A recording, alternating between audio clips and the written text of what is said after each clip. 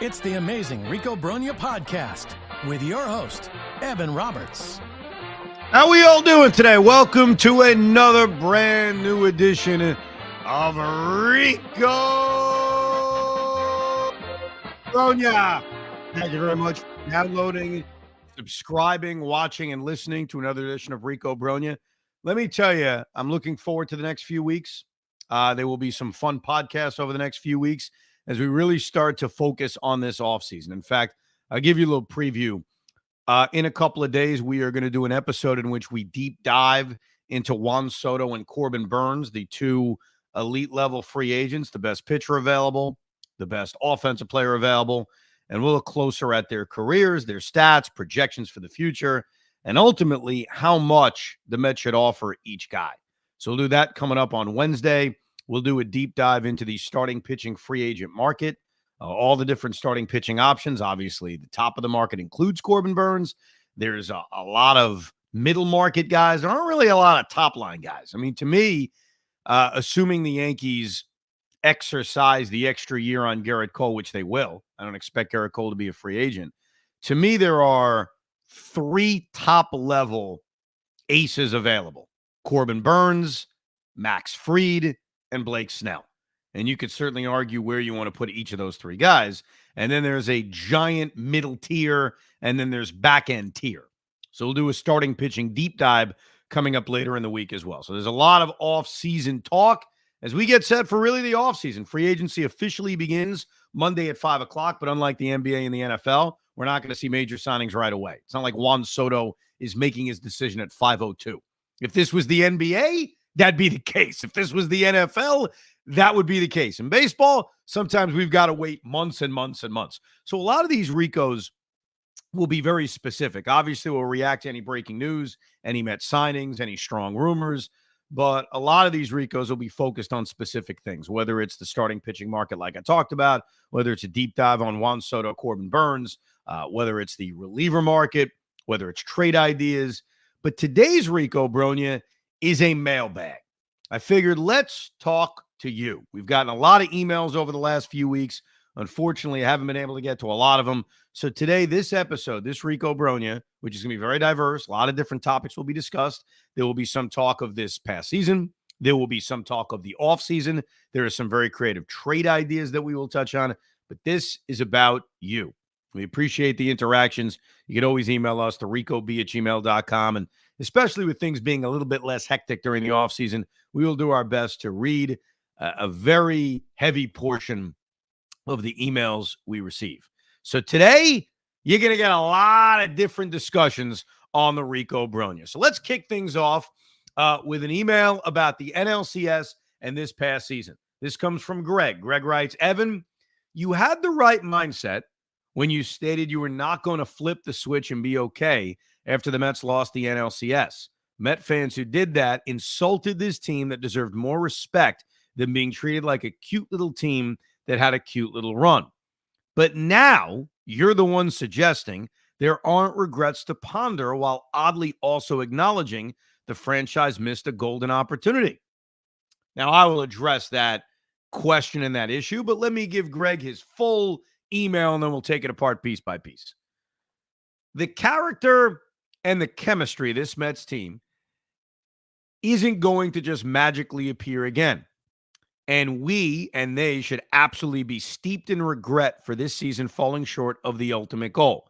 Here are some specifics. Number one, Kodai Senga, David Peterson, in many ways was as good or better than Sean Manaea this past year, and the team effectively demoted him in favor of Kodai Senga, who got destroyed in Game 1, which in many ways set the tone for this series. In hindsight, an absolute horrendous, perhaps season-ending strategic decision. Number two, the Mets go to Los Angeles for a Game 6 with their ace versus LA's bullpen. Disgraceful they didn't push this to a Game 7. There's literally no excuse. Our ace shit the bed while the offense left 172 people on base, down by only 3 runs for the middle part of the game. Number three, losing the first 2 games at home was truly appalling, especially Game 3, in which poor errors through the entire game off its axis. They didn't show up, and it wasn't pretty. Number 4, the season ended with Jose Iglesias on the bench for the last 2 games, which is understandable in one sense. He looked cooked, but does leave this lingering regret that the Mets unsuccessfully tried to shoehorn Senga and McNeil into a late-stage playoff scenario, and so much felt off as the result. They didn't feel like the 2024 Mets in Game 6, and I think the messing with the overall chemistry is an underrated factor in what transpired. This Mets season ended too soon, and this idea that they simply maxed out and ran out of gas, while comforting for some, is too neat and tidy for the reality that they beat the crap out of the Dodgers in the 2 games they won and absolutely belonged on the field with them. And the exceptions or the expectations still remain that they should have won this series. All right, let me get to the first part. 2 things can be true at the same time. So number one, as I stated during the playoff run, and I certainly still feel that way today, and I will feel this way next year and the year after, any year where they don't win a championship, there is a missed opportunity. And there's no question that considering the magic that they had, the chemistry that they had, I don't want to say they got career seasons out of everybody because they didn't get a career season out of Luis Severino. They didn't get a career season out of Jose Quintana. They didn't get a career season out of Edwin Diaz. But what they did get was really good seasons out of guys that maybe back in March we didn't have those expectations for, specifically in the rotation. So while it wouldn't be accurate to say this was the Giants from a few years ago, San Francisco Giants, where they got career years out of everybody, they got better years than we expected out of a lot of guys. And so between that, between the magic, if you will, that this team had, it's a missed opportunity. And I stand by that. And that's something that we're all going to have to live with. So that part's true. What I was stating in the last Rico that gave me a little bit of closure on this season is that, yeah, you can find specific things like you mentioned, and a lot of them are fair, about this goes differently, and that goes differently, and this goes differently. We win. Well, that's a lot of things that have to go differently. They lost in 6, and let's be honest, in I would say 3 of the 4 games, they got their asses kicked. You know what I mean? Like, this isn't a presidential election where one state gets flipped and you win. You basically need 8 states to flip. You know what I mean? So maybe that's not the best analogy, but I'm thinking about the election, right? Aren't we all? So I get that there are certain things from this series that I criticized, that you criticized, that we all criticized. You're 100% right about the country that was essentially left on base throughout this series. But what I was stating the other day, and I certainly feel that way in this moment, is that they kind of overall got their ass kicked. And it doesn't take away that it was a missed opportunity. That doesn't change. But unlike every other postseason exit, and I laid this out on the last Rico. If you missed it, you can certainly download it. They're all there in the archives.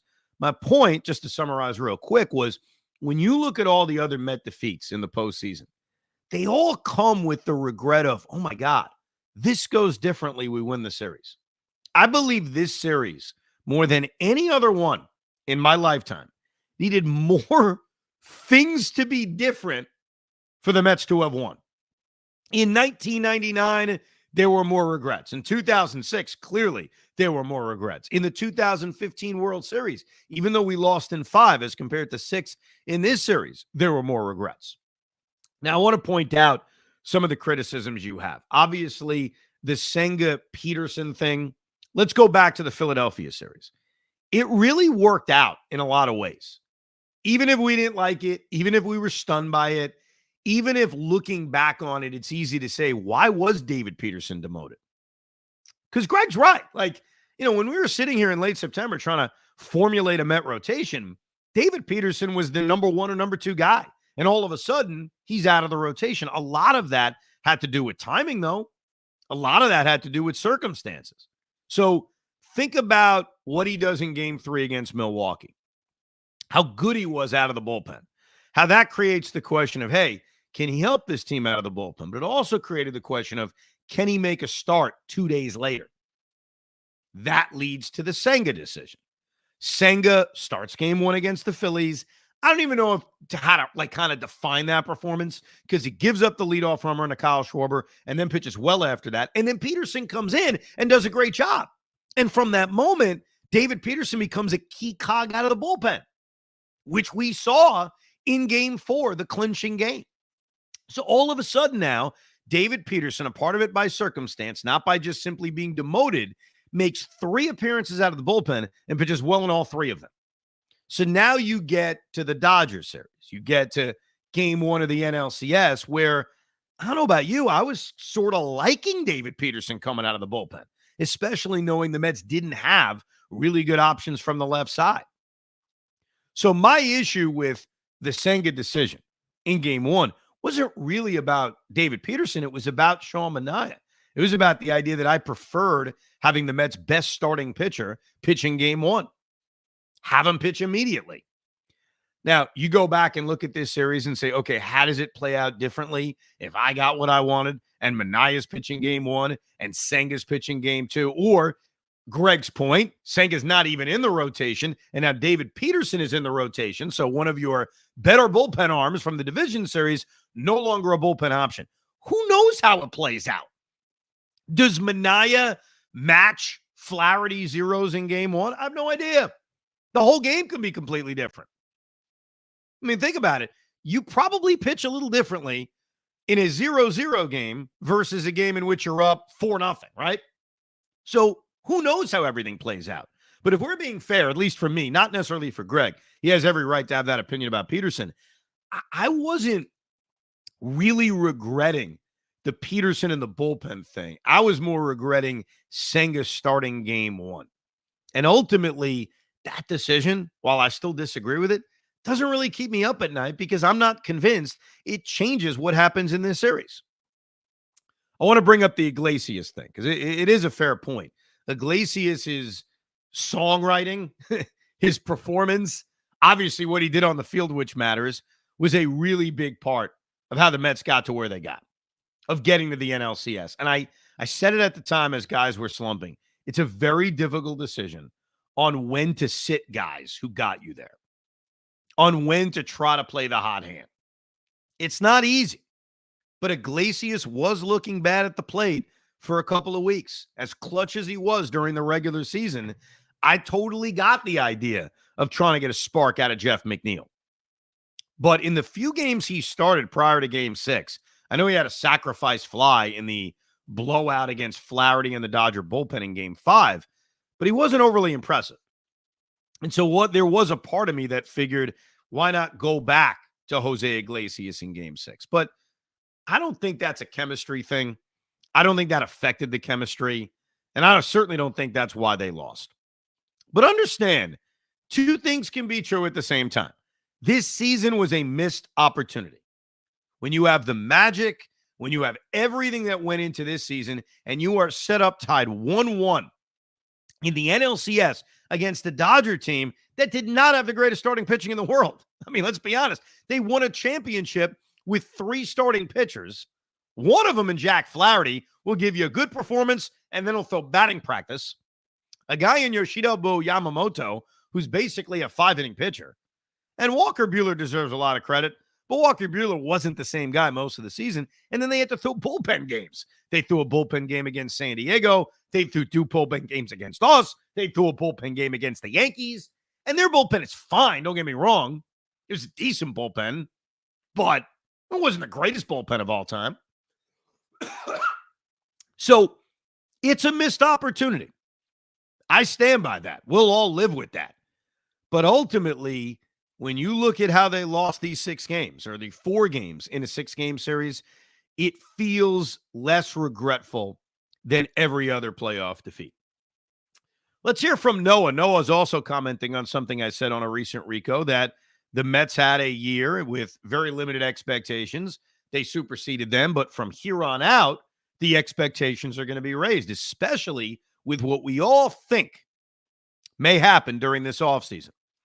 Noah writes, there is no greater misery as a sports fan than going into a year with a World Series or bust attitude. Every losing streak feels like a catastrophe. Every win is merely expected. It sucks all the joy out of being a sports fan, in anticipation of a massive celebration at the year's end, a celebration that will likely not come. In this era, more than any other, the playoffs are a crapshoot. You can be the best team in the majors by far and still fall well short of a World Series. Look at the Dodgers, the platonic ideal of major league franchises. They do everything right and still have won only 2 championships this century. Please do me a favor. Forget World Series or bust. Try to channel the way we watched baseball when we were kids. We enjoyed the regular season and accepted the fact that our team might be very, very good and still not make it to the promised land, because if you look at the odds, that's by far the most likely scenario. And by the way, expecting a World Series does nothing to help them achieve one. All it will do is make you miserable. Noah. So I totally get what you're saying. Like, going into a season in which your attitude is you better win a world championship usually sets up for a very disappointing season. And you're right. Like, I think about my sports fandom. I root for a lot of loser franchises besides the Mets. And don't be offended by me calling the Mets a loser franchise. I mean, essentially they are. For most of us, we've never seen them win a world championship. We still love them, but they haven't won. So the Mets are certainly one of those teams that most of us share, especially if you're listening and downloading the Rico Brogna during the offseason. I think we got rid of all the casuals and all the Yankee fans that are being voyeuristic, right? So we all share the Mets. Some of us may share the Jets. Some of us may share the Islanders. Very few of us share the Brooklyn Nets. I very rarely have had teams that have gone into years with championship or bust expectations. In fact, honestly, the only one I ever had was the Nets when they had the Durant, Kyrie Irving, James Harden experiment. And I admit, like, Noah's right. It was a limited amount of time. They obviously didn't win a championship, but I found every regular season game to be stressful. That the bar was so high that you found yourself very, like, difficult to enjoy even the minor successes. So I get your point about how it's not necessarily fun and it's a miserable existence to go into every season expecting a championship. That's the negative. The positive is that means you have a team that you believe in. That means you have a front office that went out and didn't mess around, that went out and got the best starting pitcher available, that got the best position player available, and put together a team that we will all talk about and say they can win a World Series.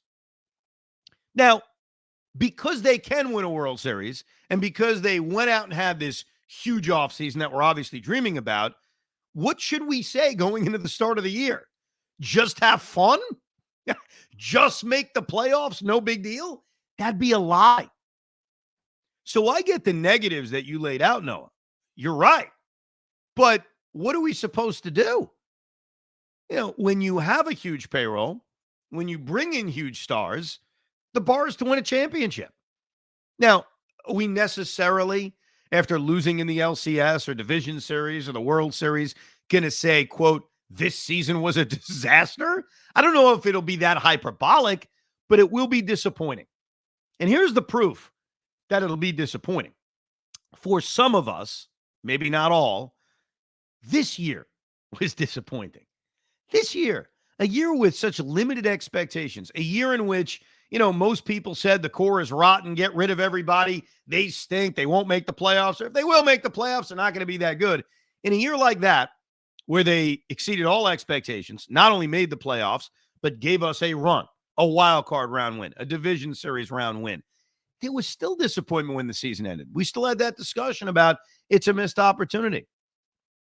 I hope, and I raise my right hand, I guess, trying to make a pledge that I'll try not to be miserable through a regular season with high expectations. Like, if this offseason goes the way maybe some of us dream, they end up with Juan Soto. They end up with Corbin Burns. They make big championship level moves. While, yes, the bar will be winning a World Series, I hope that when we're doing the Rico after a 3-game series against the Marlins, it isn't just, yeah, they swept, who cares? We're supposed to. Because I do think over the course of a long regular season, especially baseball, more so than the NBA, you can enjoy the regular season. You can find a way to. I didn't enjoy that basketball regular season, but I also think it's very different. I think it is different. I think basketball, and I love the NBA, it's tougher to kind of smell the flowers and enjoy it during the regular season because you're fearing the playoffs. I think in baseball, like there's a battle in the regular season. Like as good as the Mets are, as high as the expectations are for this upcoming season, I think we're going to be hoping the Phillies lose every night, right? We're going to be in a pennant race, and we're going to know that winning the division matters. It may not guarantee you anything, but it matters. So maybe that, like being in a real pennant race, will help kind of take away the misery of it being a World Series or bust year. William Mazza wanted to jump in on the same subject. Evan, I'm 46 years old, and this email is about the offseason and the expectations going into next season. I don't care how great an offseason we have. I can never expect to win a World Series because then I and we as Met fans would just be like those arrogant, awful Yankee fans that if they don't win a World Series every year, the season is a disaster and everyone should be fired. I don't ever want that. However, I do adopt the Mendy expectations of playoffs every year and a good deep run every year. Why can't we as Met fans not turn into Yankee fans who want our GM fired every year or our manager fired every year when they don't win, but still have high expectations? Like, just because you're disappointed in a season, like I'm disappointed with the way this season ended. No one's suggesting Carlos Mendoza's got to go. No one's suggesting David Stearns is an idiot. And I don't necessarily think that you have to do that off a season with high expectations. You don't have to. So there can be a balance between, hey, we expect to win. We're hoping to win. We better win. And we're not going to like blow it all up if we don't win. So just my thought. Here's Jeff Steinberg. He's got some trade ideas. Who's ready for some freaking trade ideas, baby? Jeff writes, Evan, skip this paragraph. I'm going to kick your ass. Okay. Should I skip the mushy stuff? I'm going to. Nobody wants to hear it. But Jeff, I do appreciate the kind words. Thank you very much. Let's get down to baseball business. I have two trades I think the Mets should kick the tires on in this offseason, both in an effort to address the lack of young, controllable pitching. Those pitchers are Garrett Crochet of the Chicago White Sox, who was known to be available during the trade deadline, and George Kirby, who's a New York native. I'm not sure which each team would want return for those guys, but if it costs two of our top 10 prospects and maybe another controllable piece, it would certainly be worth a discussion. So let's address those two guys. Let's start off with George Kirby. So the Mariners are fascinating because they missed the playoffs. Very disappointing year.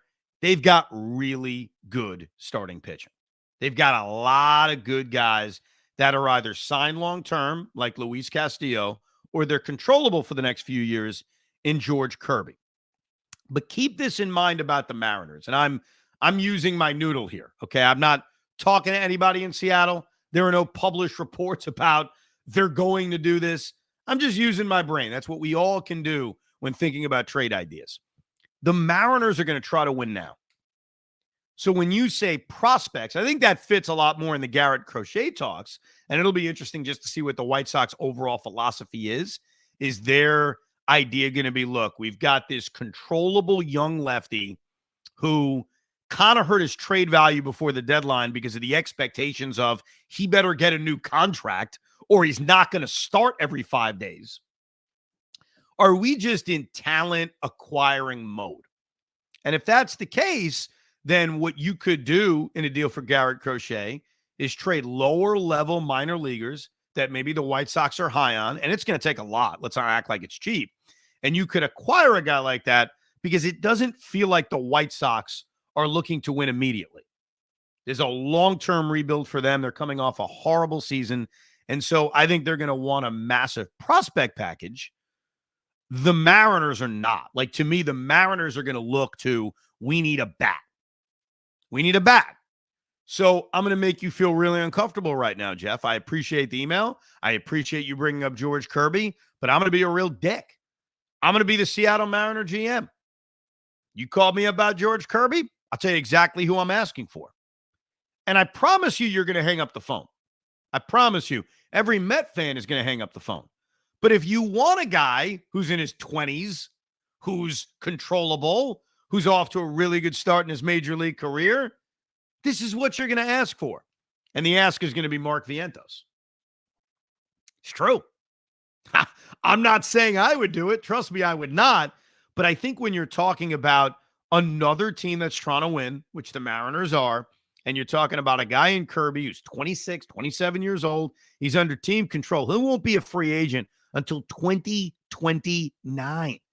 He's only got a year and a half of service time, which is kind of crazy. He's coming off a year in which he made 33 starts and threw 191 innings. Like, he doesn't walk anybody. I'm not telling you the Mariners would never trade him. I'm telling you that's the kind of return they're going to look for. So if your answer is, well, offer them Brandon Nimmo, I mean, I don't think that's going to work. I think they'd be interested in Brandon Nimmo. The Mets may have to eat part of that salary.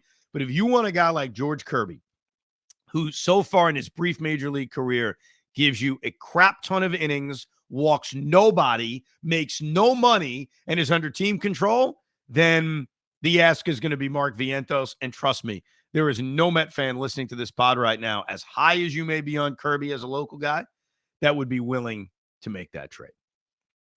So I think the Crochet one and guys on teams like that probably make the most sense. Because think about the Met Diamond. I mean, I don't think any of us would have an issue trading Luis Angel Acuna as much as we like him, if you're talking about George Kirby, or even Jet Williams, or even Drew Gilbert, or even Ryan Clifford. But when a guy is already proven to be awesome, it becomes a little bit more difficult.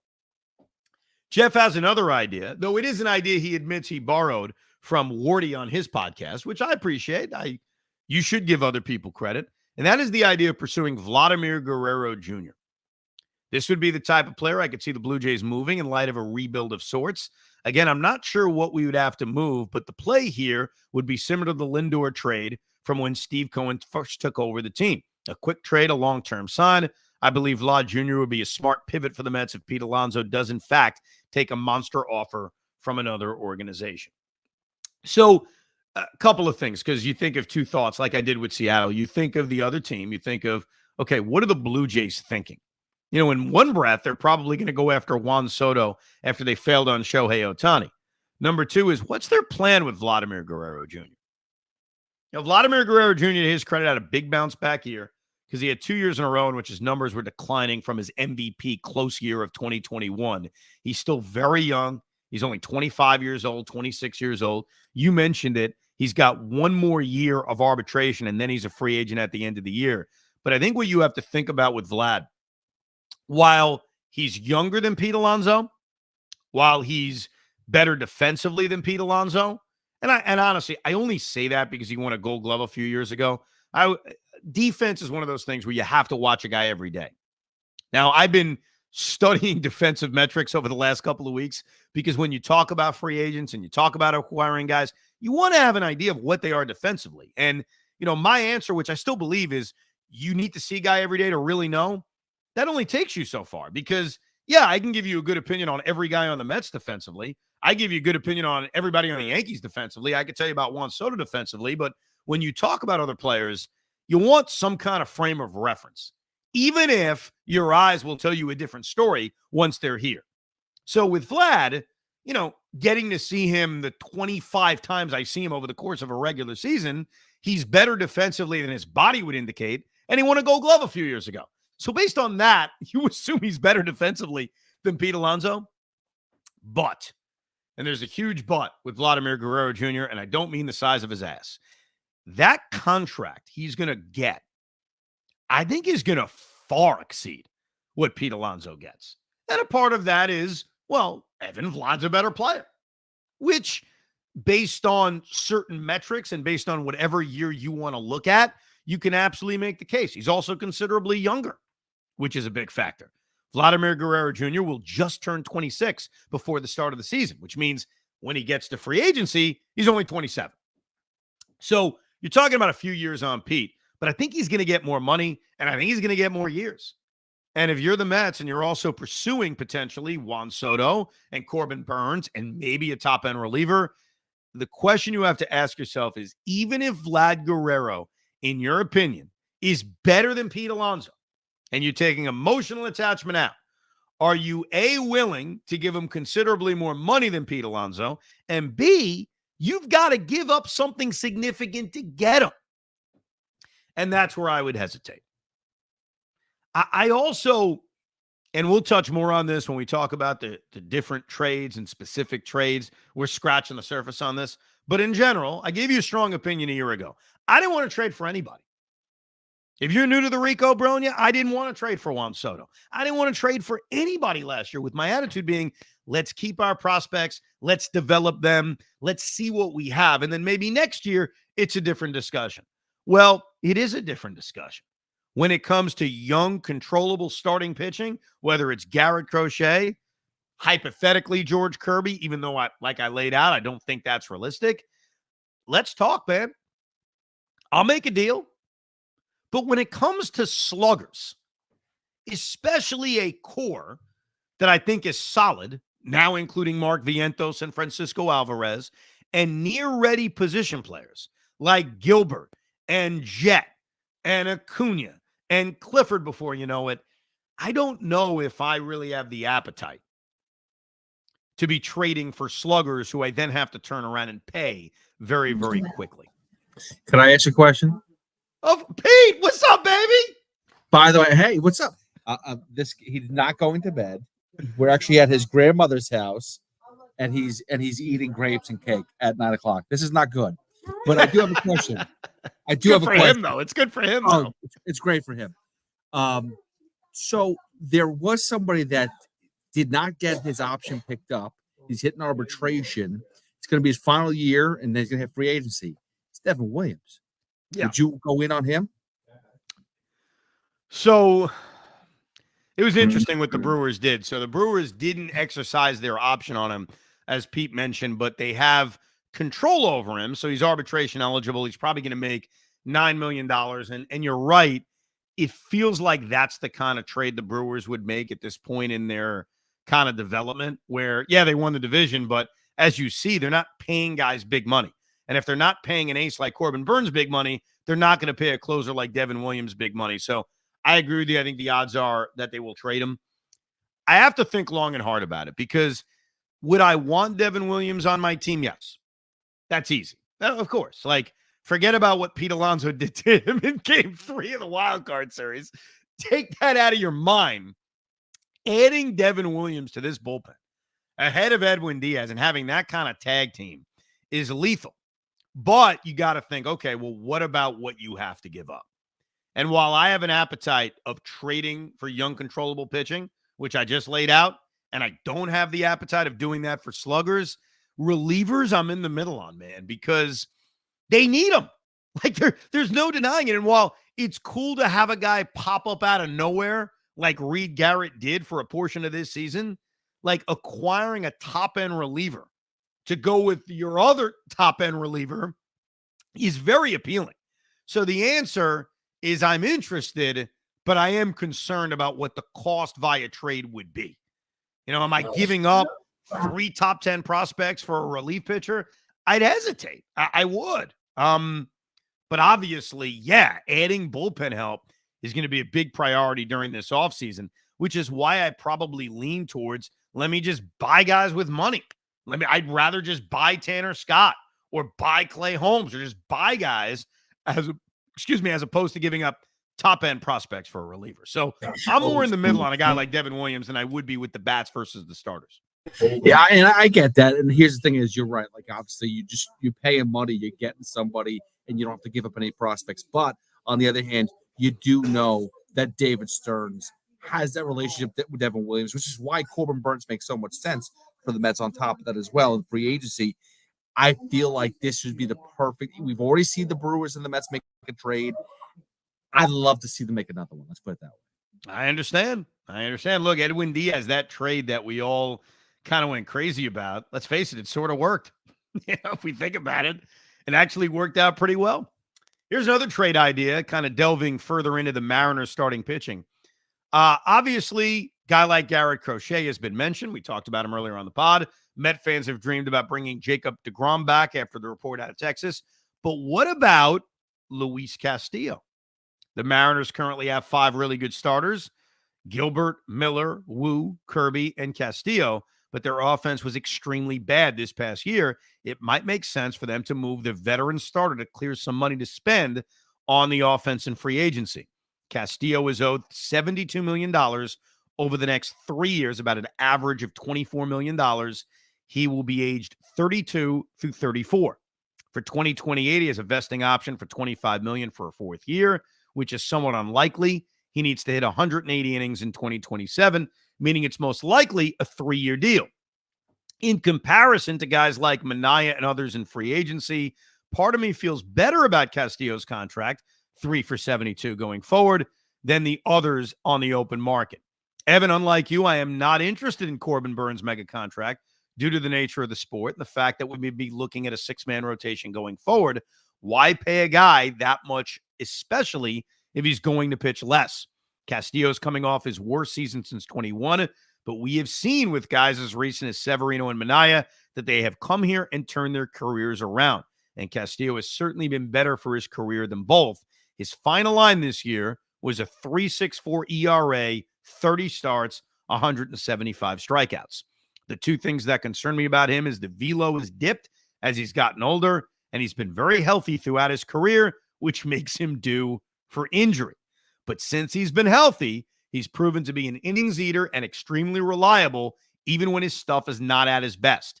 30 starts in 24, 33 starts in 23, 25 starts in 2022, 30 starts in 2021, made every start in 2020, 32 and 19, 31 and 18. Part of the reason I like this trade is I don't think it would cost the Mets too much. Seattle may be looking to clear money to go after some bats in free agency. Their payroll is already projected to be $170 million. And last offseason, we saw them trade Robbie Ray. On the Mets side, I didn't think much about a package, but I absolutely think our top guys in the system would be safe and would not even entertain in this deal.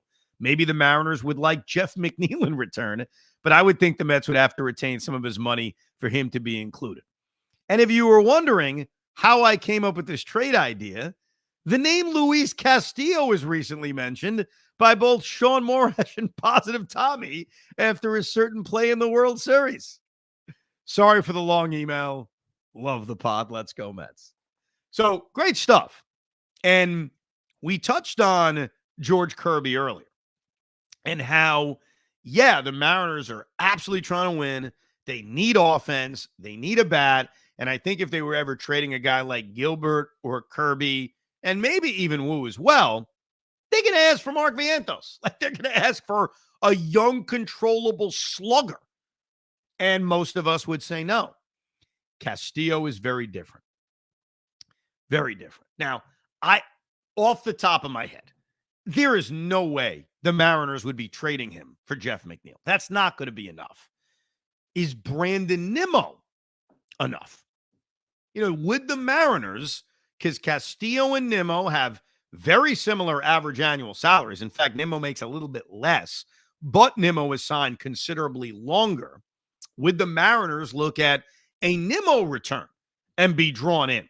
Now, as far as how I feel about Luis Castillo is concerned, I think the contract's great. I really do. I think that any kind of 3-year deal for a starting pitcher or less, you feel good about because you're not getting locked into some crazy long contract. I also can't look at him at 32 years old and say, well, he's mostly been healthy. That means he's due to get hurt and he's going to get hurt. We have no idea if he's going to get hurt. I wouldn't base it on the fact that he's always been healthy. I would look at him always being healthy and say, hey, that's a great sign that at 32, 33, and 34, he can give me some quality seasons. I think the expectation with Luis Castillo should be reasonable. I don't think he's ever going to necessarily be a top 3 Cy Young vote getter, which he's never been, but I think the expectations, especially in Cincinnati, was that he could become that kind of guy, especially the year they traded him in 2022. He had a very good season, had a sub-3 ERA. But I think for a middle-of-the-rotation guy, he'd be a great addition. The question is going to be the price tag. And I'm with you. Like, would I be interested in him? Yes. Would I be giving up an awful lot to get him? Probably not. But again, the Mariners are trying to win. So their ask is going to be guys that help them win. Would something like Brandon Nimmo be appealing to them?